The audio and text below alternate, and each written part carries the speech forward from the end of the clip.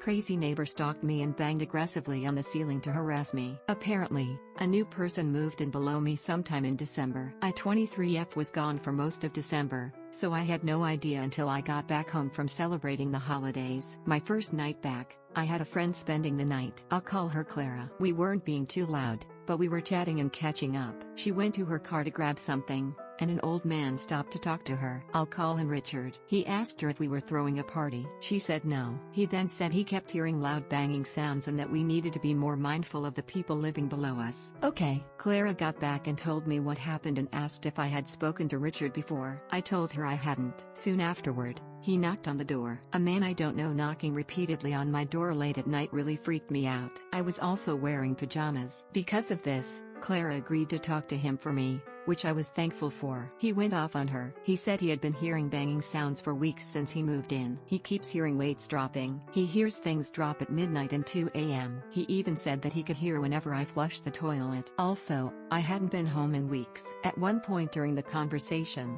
my cat tried to escape, and I had to run over and grab him. This will be important later. Richard has left me alone for the past 2 weeks, though sometimes at night while in bed I would hear banging on the walls or floor. Unfortunately, he came back tonight. I decided I was going to tell him once and for all that I wasn't making noise. It didn't go well. I tried telling him that I'm not the one making noise, and he said, "Yes, you are. I hear sound, then I see you leave in the morning, and then I hear sound again when I see you come home. You drive, right? What the hell?" Okay. He has now admitted to watching me, and he knows which car is mine. And I honestly don't know what he is hearing in the morning other than me walking and putting on shoes. I'm not an early riser. I sleep as late as I can, then wake up, get dressed, and leave. I'm not doing morning workouts. He also tried to catch me in a gotcha moment. He said, "Last time I was here, your lady friend said you couldn't come to the door because you weren't dressed, but I saw you come grab your cat." Yes sir, she was correct. I was wearing pajamas, not clothing I wanted you to see me in. He kept going on about constant banging, saying he needed to be awake at 4 a.m. for dialysis and that he needed sleep. Then he finally left after saying he was not trying to be a jerk. I'm at a loss. I don't know what banging sounds he's talking about other than me walking and complaining about me flushing the toilet. Seriously? My cat is 18 pounds, not obese, just a massive frame, and he runs and jumps around when he gets zoomies, so I wonder if he's hearing him. Regardless, the apartment allows pets, and Thunder is an ESA. I should be allowed to walk around in my own apartment and flush my damn toilet without worrying that I'll piss someone off. I will no longer answer the door if he shows up, but unfortunately, he's admitted to watching me, so he knows my schedule. If he doesn't want to put up with footsteps, animals, and toilet flushing, he should not move into a pet-friendly apartment complex. I called the office and told them about the situation, and they told me they were going to call him and tell him not to interact with me and to make any complaints through them. This seemed to improve things at first, but he unfortunately decided to start banging on the ceiling whenever he felt I was being too loud. At first, it wasn't that bad. 1 or 2 smacks randomly, easy enough to ignore. Like in the first post, several smacks occurred when I was lying in bed. Last night, he escalated it. It was around 10 to 11 p.m. I was walking around my apartment a little. I had a bad cord, and I was trying to find a different cord to replace it. He started smacking again. I ignored it, but he kept doing it and was slowly getting more aggressive. It was starting to freak me out a bit. At this point, I wasn't even moving anymore. I was just sitting at my desk. Then, he got pissed and, full of force, punched the ceiling. I think I counted 7 times in a row. It was bad enough to make the place shake. I was really scared at this point, so I did what my mom told me to do. I called the cop. Unfortunately, they weren't very helpful. Here is how the conversation went. Cop: "Has he threatened you in any way?" Me: "No, not directly. He's been told not to knock on my door, and now he's being really aggressive by hitting the ceiling." Cop: "I can't do anything if the crime has not been committed." Me: "The ceiling hitting is really scaring me, and he admitted to watching me leave and come back before." Cop: "Things like this are part of apartment living. His watching you was likely just him trying to figure out the source of the noise. I can talk to him if you want, but at that point he will know you called the police, and that might make things worse for you. I'm not saying you are making noise, but I've had to speak to my upstairs neighbors before too. You don't live below anyone, so it can be hard to understand." Me: "I do live below someone too, and I hear noises sometimes." Cop: "Then you'll know what it's like." Me: "No, they make a sound, but it isn't bad, and I just ignore it." Cop: "Like I said, I've had to speak to neighbors before too." Me: "Yeah, but your neighbors were probably actually making noise." At this point, I started to cry. Unfortunately, It just happens to me sometimes when I'm really stressed. I was just trying as hard as I could to keep it together to be able to speak. Cop, I know things like this can be frustrating. I can talk to him if you want. Me, no. You just told me that would be a bad idea. Cop, I never said that. At that point, I just wanted the cop to go away. I told him to leave, but I asked him to let the record show that I felt unsafe in my own home. This morning, I contacted the office again and had a very interesting conversation. They told me they had spoken to him and had indeed told him to make any complaints through them and not talk to me. They also said that him watching me leave wasn't meant to make me feel threatened and that he never intended to follow me, but was an observation he brought up when I had tried to tell him I wasn't home when he was complaining about sound. I told the office that he had been complaining about sound from when I wasn't there. I had been gone for at least half the month of December. Well, apparently he told them I had such a friend over, and she had likely been making the noise when I was gone. Are you kidding me? Clara was there for a single night. He is legit making up stories in his head now to make things make sense. The office is trying to be a middleman in this situation, which I guess I understand, but it is aggravating since I know I'm not making loud banging sounds. I told the office about my current theory that the loud banging sounds are the heating system coming on. It would make sense for the heat to be more likely to come on when I enter the building and let in cold air. Correlation does not equal causation. The good news is that he is not allowed to bang on the ceiling like he has been doing. The office will be telling him to stop, and if he does it again, I will report him every single time. I will be keeping a log of everything. Sorry that this update probably isn't very satisfying. I'm very tired and shaken up,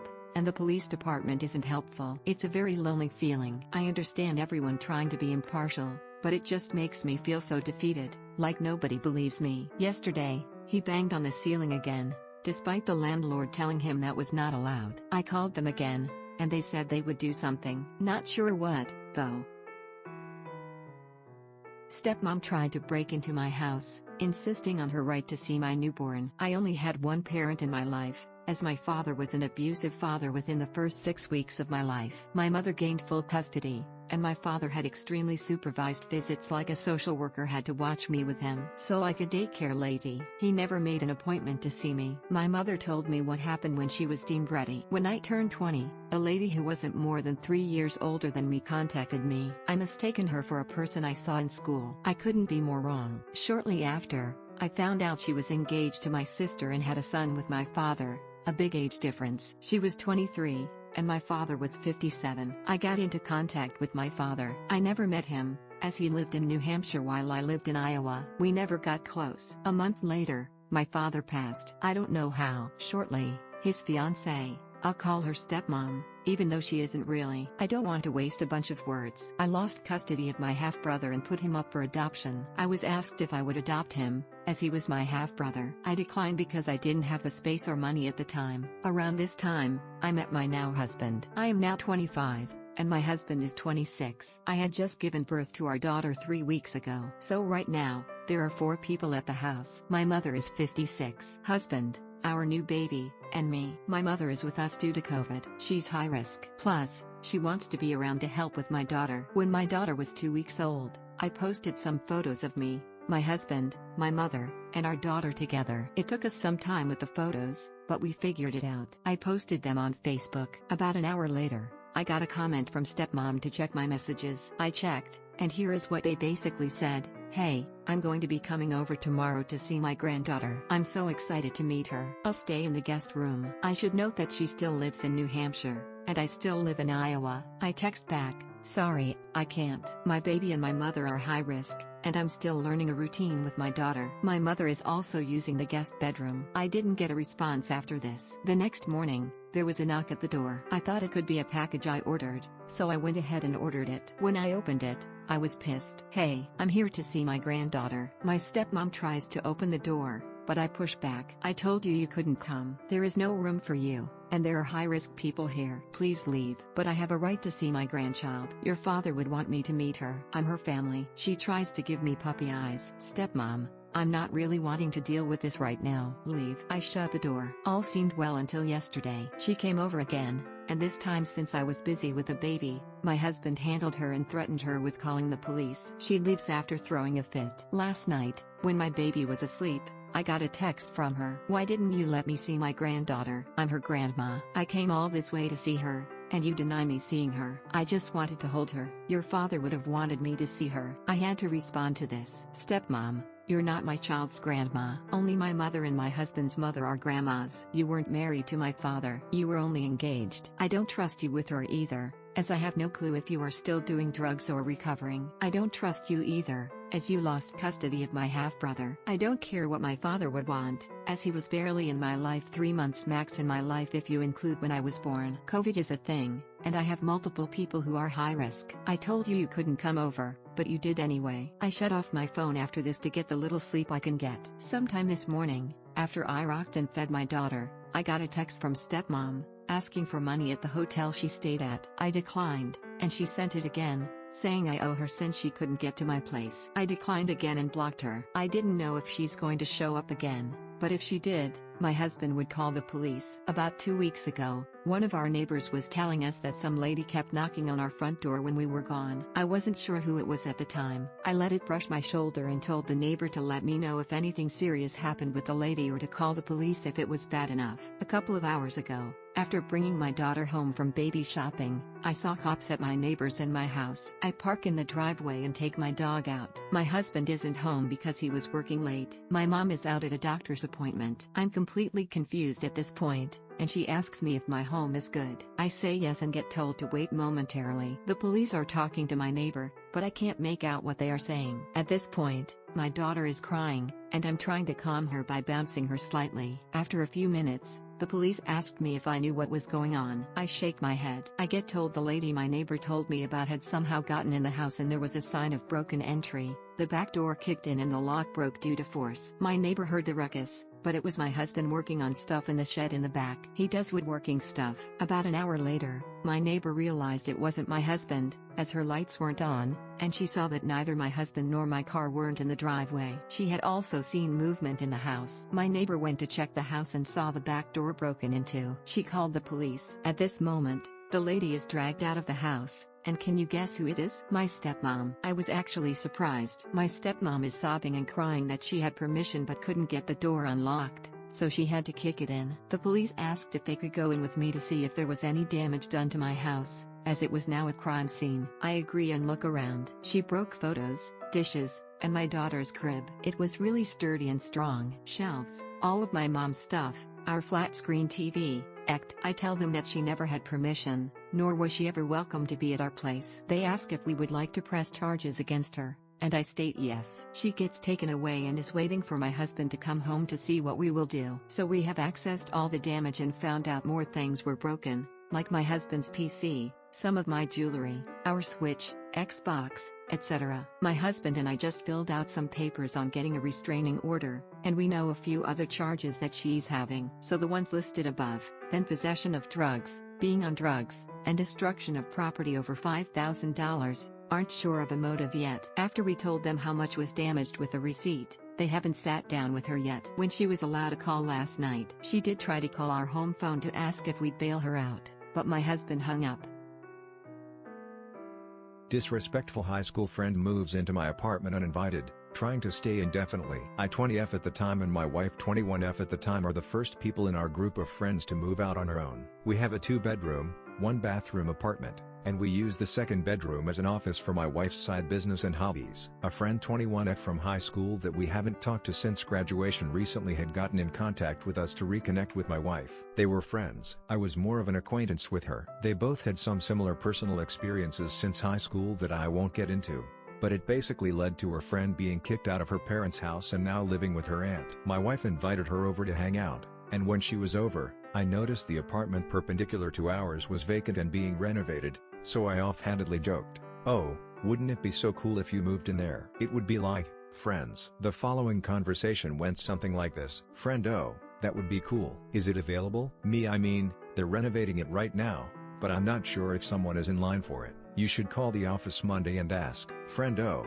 okay." Now seems perfectly normal and logical, right? Apparently not. I would not be able to predict what this would lead to in the following month if I were freaking out. Doctor Strange. So, 2 days later, it's my wife's birthday. We are going on a day trip to Frankenmuth. A friend calls the wife up and asks if she could spend the weekend at our place, saying she got into an argument with her aunt. My wife and I say sure, but we won't be back until late because of our trip. She says that's fine. She proceeds to text my wife almost hourly, asking if we were on our way back yet and that she was just waiting under the bridge near our place. We ignore her after the third wish text until we are on our way back. It's about 1 a.m. when we come home, and we're both so tired. We basically told her to take the couch, and she was free to use Netflix, and we were going to sleep. The next morning, my wife had already left for work. I walk into the living room to feed the cats, and I see that the friend has almost moved into the apartment. I'm talking about fairy lights above the couch, baskets of her clothes lined up against the wall, the couch is covered in her anime body pillows, which I did not expect, and she's laying back,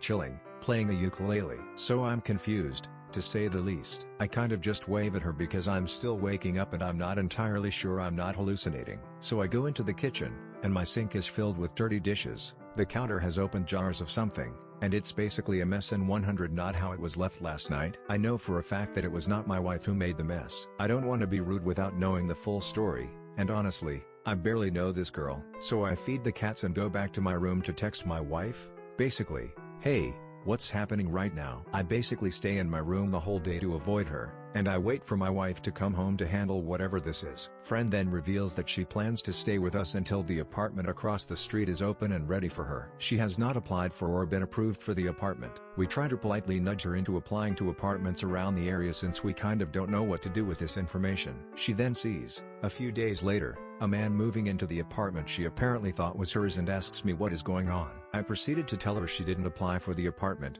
so I don't really know what she was expecting. I ask if she's applied to any apartments. She says no. I tell my wife to talk some sense into her friend. A few days later, I came home to, again, lounging with fairy lights and a ukulele on my couch. I ask if she's applied to apartments. She says no and that she can't because she doesn't have income since she quit her job when moving. I ask if she's applied to any jobs. She says no. At this point, it's been about 2 weeks, and she has made my apartment a mess. She would leave dirty dishes and trash on my coffee table and in my sink, would sing and make noise constantly, and was frankly just overstaying her welcome beyond making me feel like a maid all of a sudden. So I politely bullied my wife into fixing this since she's her friend. And I invited her in the first place. Wife takes her apartment hunting, and a friend has something to complain about with each one. Ceilings are too low, windows aren't big enough, that kind of thing. By the end of the day, wife is frustrated, and friend turns to her and says the sentence that is the final nail in the coffin. I think the universe is telling me I'm supposed to stay with you guys in your apartment. My wife responds, the universe will bend. Then wife proceeds to take her to a hotel and make her stay there. Wife moves her stuff out of our apartment and into her car while talking to her like, what do you want to do with your life? And the conversation basically leads to my wife convincing her to buy a van, renovate it, live in it, and travel. The next day, she asks if she can come back to our apartment. I tell my wife to tell her absolutely not to stay at the hotel or go back to her aunt's. She ends up staying with her parents until she gets a van, then spends a month renovating it, and then drives to LA while making music in her van. I don't know. We haven't talked to her since then.